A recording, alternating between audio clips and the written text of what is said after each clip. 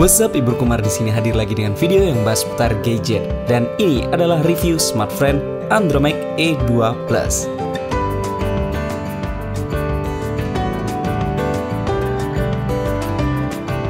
Perlu diketahui bahwa ini adalah angkatan ketiga dari seri Andromax E, di mana yang pertama diawali oleh Andromax ES dan IC, kemudian diikuti Andromax E2, dan yang terakhir ya ini, Andromax E2 Plus. Lalu apa yang membedakannya dengan yang lain?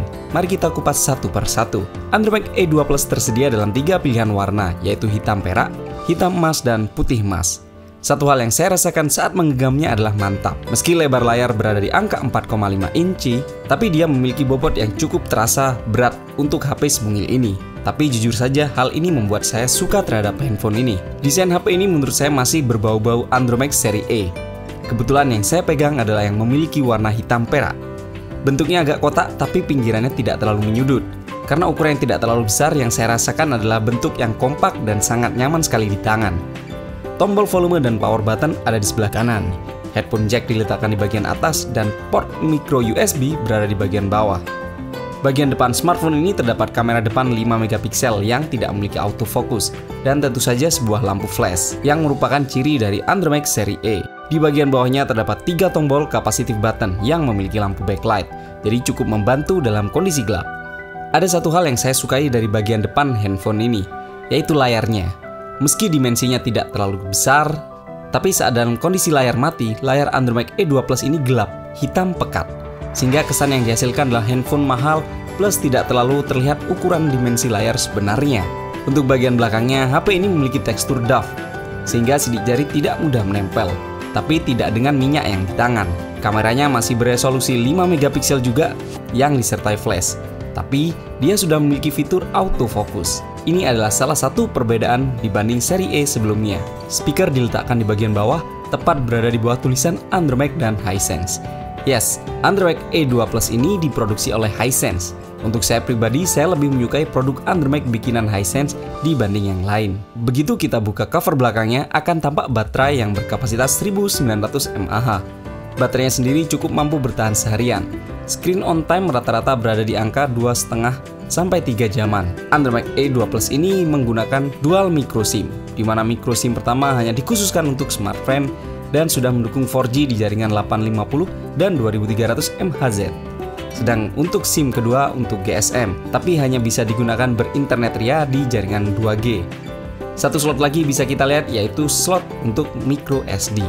Meski layarnya masih berkualitas FW VGA dan belum HD, tapi dia memiliki teknologi yang bernama IPS OCA. Meski tidak terlalu tajam, tapi warna-warna yang dihasilkan menjadi lebih vibran, warnanya lebih gonjreng. Sebagai perbandingan, saat saya sejajarkan dengan Andromax A yang memiliki teknologi FW VGA saja. Kelihatan kan bedanya? Andromax E2 Plus ini memiliki ukuran layar yang hanya 4,5 inci. Otomatis keyboardnya pun akan terasa lebih kecil. Kalau belum terbiasa akan sering terjadi typo. Seperti ini contohnya.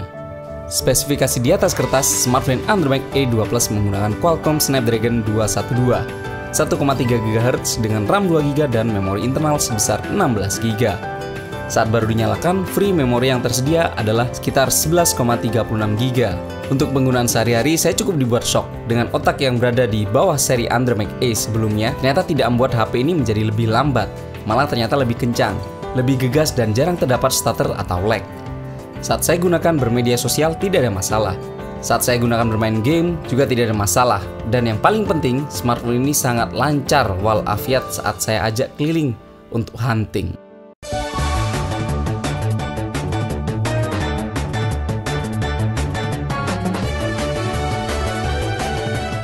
Android yang digunakan yaitu Android Lollipop 5.1.1. User interface yang digunakan tampilannya mirip dengan stok Android dan tampak tidak berat. Satu-satunya mengganggu adalah aplikasi bawaan yang jumlahnya se-RT RW dimasukkan semua. Tapi untungnya aplikasi bawaan tersebut dapat dengan mudah kita hapus. Ada salah satu fitur yang cukup membantu untuk penggunaan kita sehari-hari, yaitu motion gesture. Kita bisa mengaktifkan double tap to wake dan cukup aman saat kita masukkan dalam kantong. Tidak pernah terjadi secara tidak sengaja kepencet lalu membuka aplikasi-aplikasi. Tutorialnya bisa dicek di video sebelumnya atau saya sertakan link di menu deskripsi. Untuk urusan kamera, menurut saya ini adalah kamera yang terbaik untuk seri Andromax E karena dia sudah memiliki autofocus. Jadi gambar yang dihasilkan detailnya bisa terasa. Sangat berbeda jika dibandingkan dengan seri terdahulu, di mana kita tidak bisa memfoto objek dalam jarak yang dekat. Contohnya seperti ini.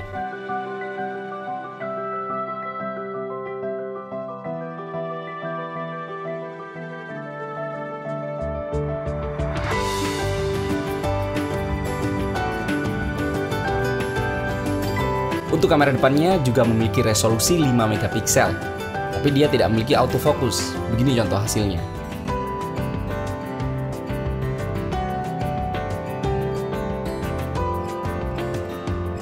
Mengenai sensor-sensor yang disematkan di handphone ini, kita tidak bisa berharap banyak. Yang tersedia hanya accelerometer, light, proximity, dan sound sensor. Hal lain yang bisa saya sebutkan adalah HP ini tidak support USB OTG. Sebagai kesimpulan, saya akan merekomendasikan HP ini, terutama untuk Anda yang menyukai HP mungil tapi gegas. Jadi buat Anda yang pengen beli Xperia seri Z Compact tapi budgetnya masih kurang, saya sarankan Anda untuk membeli smartphone Andromax E2 Plus ini sebagai penggantinya. Bandrol harganya pun cukup murah, yaitu 1,2 juta rupiah kembali Rp1.000. Well, itulah dia video review saya tentang smartphone Andromax E2 Plus. Terima kasih sudah menyaksikan video ini. Jangan lupa like, subscribe, dan share ke teman-teman Anda. Akhir kata, minum jamu dari kunyit, bukan dari kelapa. Ibnu Kumar pamit, sampai jumpa. Bye-bye.